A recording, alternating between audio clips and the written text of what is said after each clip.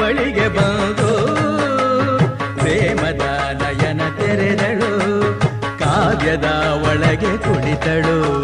ಕಲಕಲಗೊಂಡವು ತ್ರಿಪದಿ ಪದಗಳು, ಪರವಶಗೊಂಡವು ಸಕಲ ರಸಗಳು.